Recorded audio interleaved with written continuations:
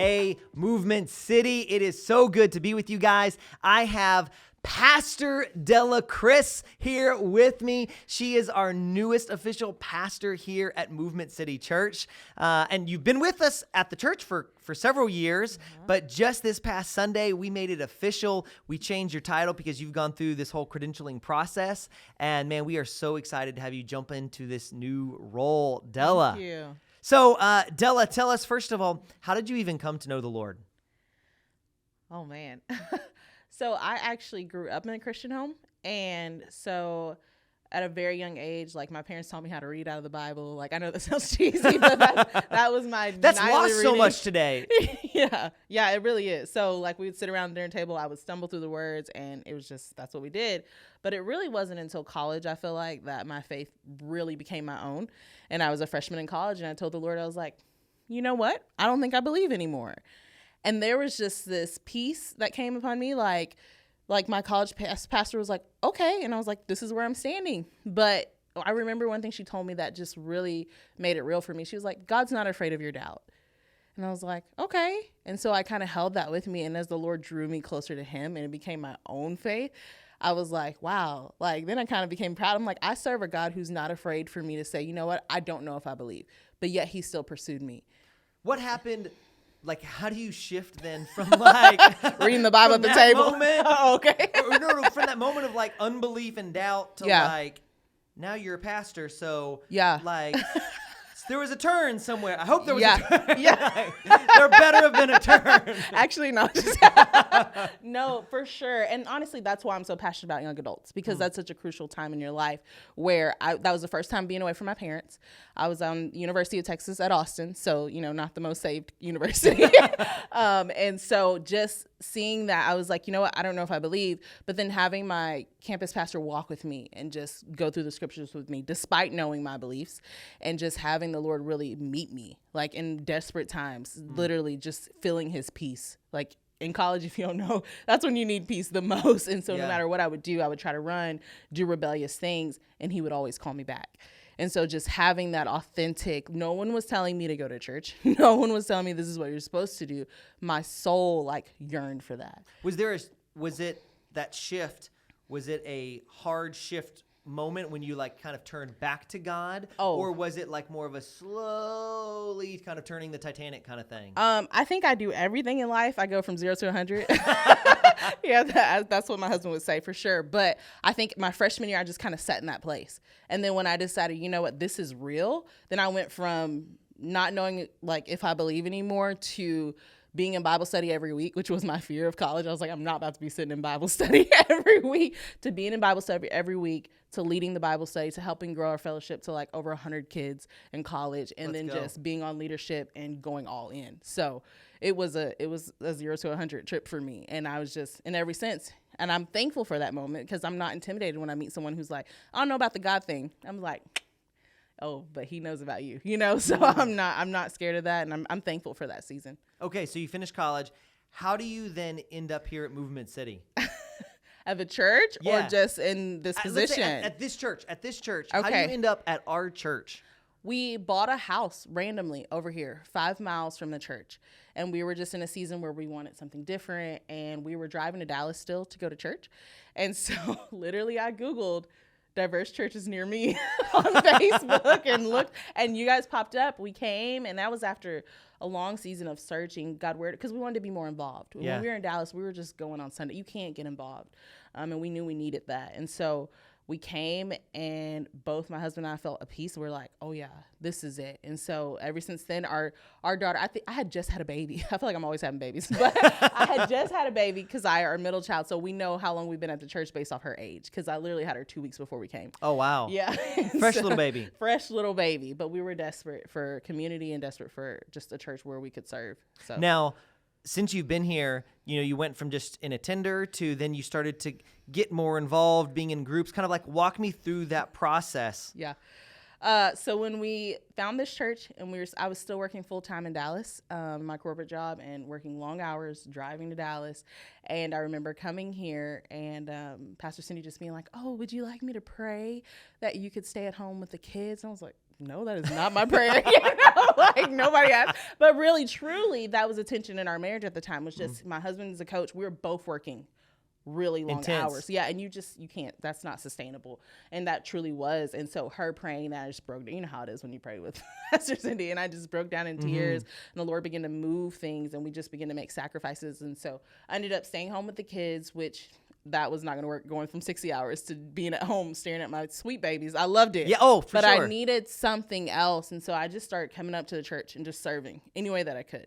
And it filled a void. Honestly, I found my people, my community. I joined small group, and I was like, okay, I feel healthy again, you know, like going through that. And I don't know, just being up here. My kids went to MDO. It just kind of, that's what happens. That's how the church gets you. You just like all parts of your life start to fall in line. And so my kids would go to MDO, and truly we couldn't afford it at the time, but it was something my husband wanted for me. And I just think it's so beautiful how God works that out.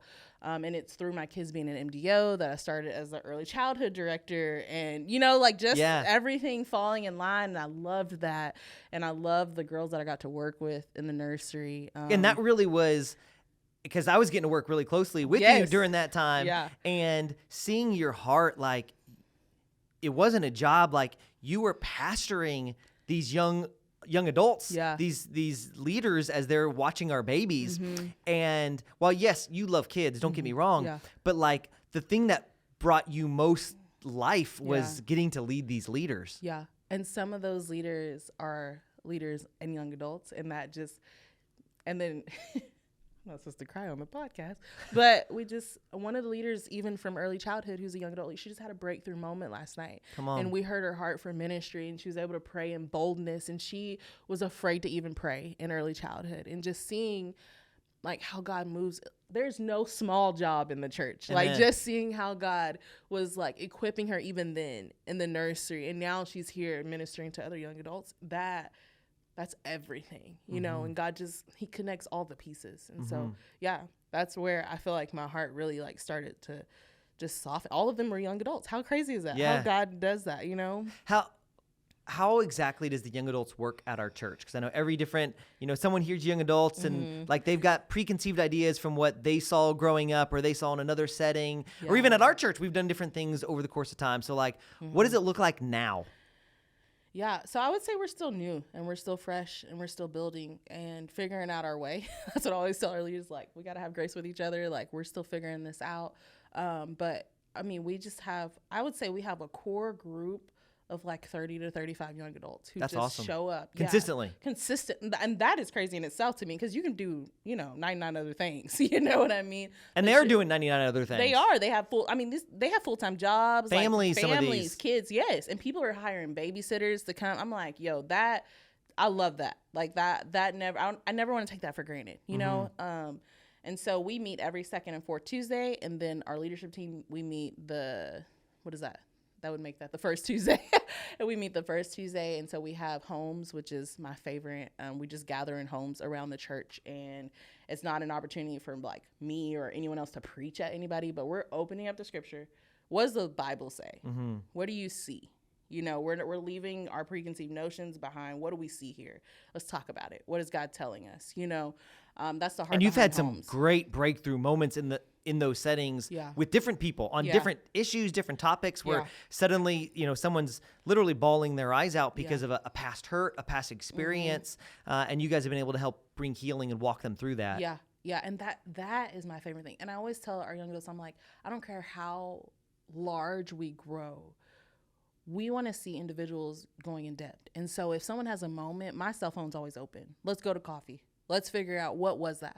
Let's go deeper, and I think that's really what makes, we don't have the biggest group, the shiniest group, like there's some young adult ministries in the city that are just jumping. One thing I feel like we appreciate and that the young adults appreciate is that, if you come and you're giving us your time, we're gonna give you our hearts. You know what I mean? Like, let's go deeper.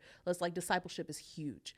If we're discipling the leaders go out, find someone that you can disciple, start a group, like give each other time. And you've got several young adult groups that are going on. And so I love it. And people are making friends because Yeah. friends are hard to find nowadays. It is. Well, one of the things, because we actually, my wife and I, we actually hosted the young adults just like a week ago or so for 4 homes. Yeah. And it was awesome because nobody was sitting by themselves. Yeah. Everybody was engaged in the conversation that was going on. Yeah. And it was relevant to what they were going through and struggling with. Like, it could not have been a more dynamic setting. Yeah.